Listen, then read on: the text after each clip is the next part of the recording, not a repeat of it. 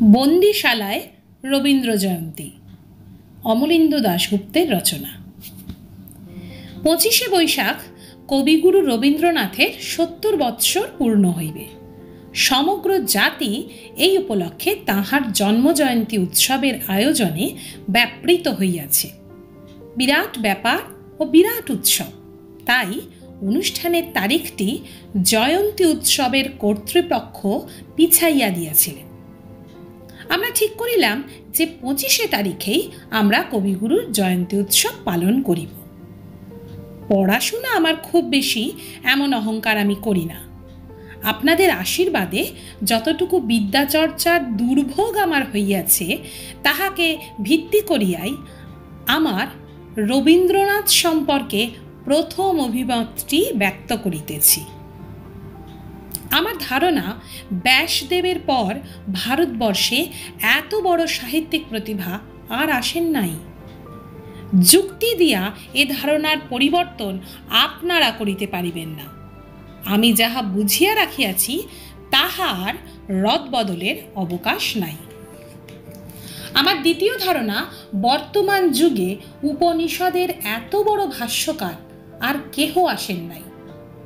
বর্তমান ভারতবর্ষে উপনিষদের শ্রেষ্ঠতম ভাষ্যকার বলিয়াই কবিগুরুকে আমি মনে করি। আমার তৃতীয় ধারণাটি একটু বিশেষ। প্রথম দুইটি ধারণা লইয়া আলোচনার অবকাশ হয়তো আছে এবং হইলে আলোচনা করাও চলে, কিন্তু তৃতীয় ধারণাটি সম্বন্ধে সে সুযোগ নাই। ধারণাটি ব্যক্ত করিলেই আমার উক্তির অর্থটুকু পরিষ্কার হইবে। আমি মনে করি রবীন্দ্রনাথ সমাধিবান পুরুষ। ঋষির সমাধিই আমি বুঝিতেছি, যে সমাধিতে ঋষি ও ব্রহ্মজ্ঞ পদবীতে সাধকগণ উপনীত হইয়া থাকেন। জানি প্রশ্ন করিবার জন্য আকুলি বিকুলি করিতেছেন যে কেমন করিয়া জানিলাম ইহার প্রমাণ কি। ক্ষমা করিবেন, যতটুকু বলিয়াছি তার অধিক কিছু আমার আর এ বিষয়ে বক্তব্য নাই। আমি মনে করি, শুধু তাহাই নহে, রবীন্দ্রনাথ আমি জানি সমাধিবান পুরুষ। গান্ধীজি রবীন্দ্রনাথকে গুরুদেব বলিতেন। ইহা রীতিরক্ষা নহে, ইহা সত্য সম্ভাষণ। এই সত্য অজানা থাকিলে গান্ধীজিকে আর ভারতবর্ষের মহাত্মা হওয়া চলিত না।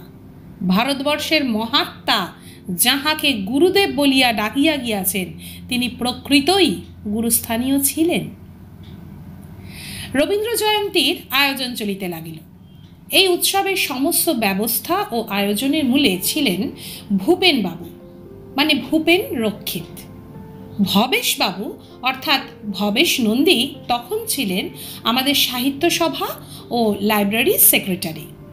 তাহাকে লইয়া আমার যতদূর মনে পড়ে, অনিলবাবু মানে অনিল রায় সঙ্গে ছিলেন। ভূপেনবাবু 3 নম্বর ব্যারাকের বারান্দায় আমার কম্বলের ঘরে প্রবেশ করিলেন। ইহাই ছিল আমার অধ্যয়ন গৃহ। ভূপেনবাবু বলিলেন, সকলের ইচ্ছা যে অভিনন্দন পত্রটি আমি রচনা করি। প্রস্তাব শুনিয়াই মন লোভী হইয়া উঠিল। বিপ্লবী বন্দীদের পক্ষ হইতে কবিগুরুকে অভিনন্দন জানাইবার অধিকার, এই সৌভাগ্যকে প্রত্যাখ্যান করিবার মতো নির্লোভ আমি ছিলাম না। আচ্ছা বলিয়া আমি সম্মত হইলাম। আমার জীবনে ইহাকে ভাগ্যের শ্রেষ্ঠতম একটি দান বলিয়াই আমি মনে করি। মুখে বলিলাম না, কিন্তু মনে মনে বন্ধুদের কাছে কৃতজ্ঞতা স্বীকার করিলাম। ভারতীয় রীতিতে মঞ্চটি সুসজ্জিত হইল। মঞ্চের সম্মুখে 2 ধারে কদলী বৃক্ষ ও আলপনা দেওয়া মঙ্গল ঘট স্থাপিত হইল। সম্মুখের একদিকে 1 সারি প্রদীপমালা, প্রথমে ঐক্যতান, তৎপর অভিনন্দনপত্র পাঠ করিয়া মঞ্চপরি রবীন্দ্রনাথের প্রতিকৃতির পাদমূলে স্থাপিত হয়। সর্বশেষে জনগণমন অধিনায়ক ও সঙ্গীতে অনুষ্ঠান সমাপ্ত হয়। পরে কবিগুরুর বিসর্জন নাটকটি অভিনীত হয়। নাটকের পৌরোহিত্য করেন বন্ধুবর ভূপেন রক্ষিত। সুধীরবাবু অর্থাৎ সুধীর বসু ছিলেন শিক্ষিত আর্টিস্ট। রবীন্দ্রনাথের ক্ষুদ্র একটি চিত্র অঙ্কিত করিয়া নিচে অভিনন্দনটি চীনা কালিতে লিপিবদ্ধ করিয়া দেন।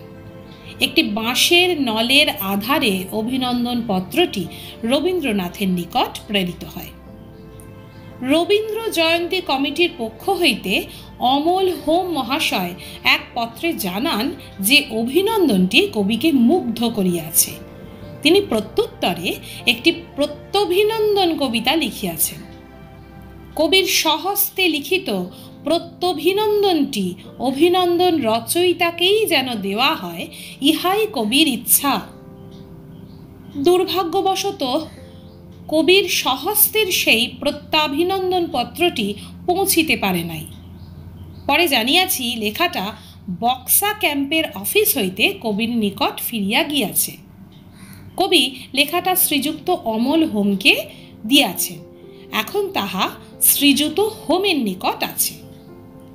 আমাদের অভিনন্দন পত্রটির প্রতিলিপি প্রদত্ত হইল। বিশ্বকবি রবীন্দ্রনাথের চরণ কমলে। ওগো কবি, তোমায় আমরা করি গো নমস্কার।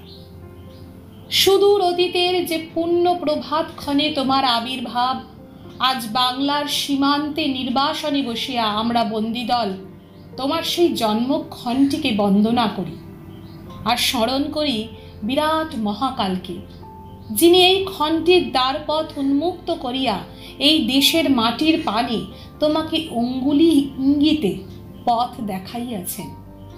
যেদিন জ্যোতির্ময় আলোক দেবতা তমসা তীরে প্রথম চোখ মেলিয়া চাহিলেন, আলোক বহ্নির আত্মপ্রকাশিত সেদিনকার একমাত্র সত্য নয়, সেই একের প্রকাশে সুপ্তির অন্ধকার তটে তটে বিচিত্র বহুও যে আপনাকে জানিয়া জানাইয়া উঠিয়াছে। হে মর্তের রবি, তোমার আকাশ বিহারী বন্ধুর সঙ্গে তোমার যে পরম সাদৃশ্য আমরা দেখিতে পাইয়াছি।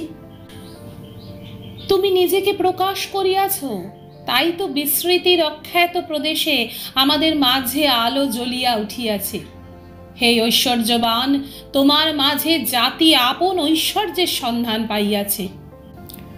হে ধ্যানী, তোমার চোখে জাতি মহান বিশ্ব মানবের স্বপ্ন দেখিয়াছে।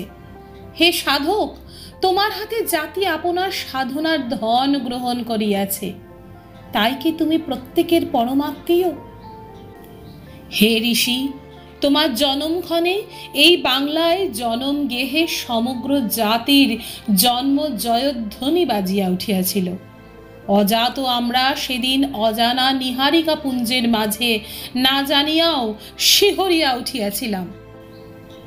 আজ জাগ্রত জীবনের যাত্রাপথে দাঁড়াইয়া হে অগ্রজ, তার ঋণ শোধ করি। আমরা না আসিতে তুমি আমাদের জীবনের জয়গান গাঁথিয়াছ, আমরা সে দান প্রণামের বিনিময়ে আজ অঞ্জলি পাতিয়া গ্রহণ করিতেছি। তোমার জন্মক্ষণটি পিছনের অতীতে হয়তো হারাইয়া গিয়াছে, কিন্তু আজিকার এই স্মরণ দিনে আমাদের কণ্ঠের জয়ধ্বনি সম্মুখের অগণিত মুহূর্ত শ্রেণীতে প্রতিধ্বনিত হইয়া অনন্তে শেষ সীমান্ত পারে গিয়া পৌঁছুক। হে কবিগুরু, তোমায় আমরা করি গো নমস্কার। অবরুদ্ধের অভিনন্দন গ্রহণ করো। ইতি গুণমুগ্ধ সমবেত রাজবন্দী।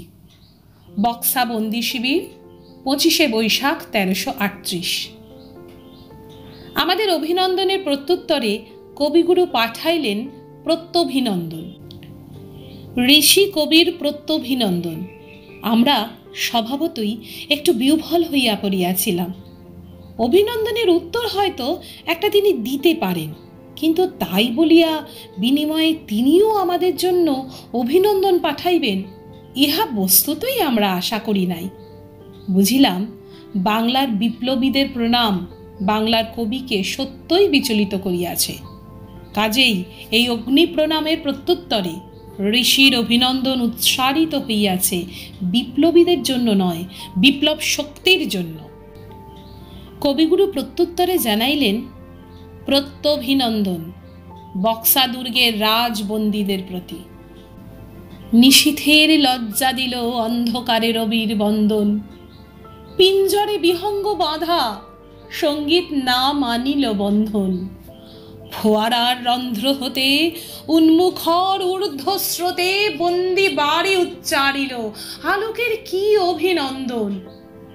মৃত্তিকার ভিত্তি ভেদি অঙ্কুর আকাশে দিল আনি, সসমুদ্ধ শক্তি বলে গভীর মুক্তির মন্ত্রবাণী।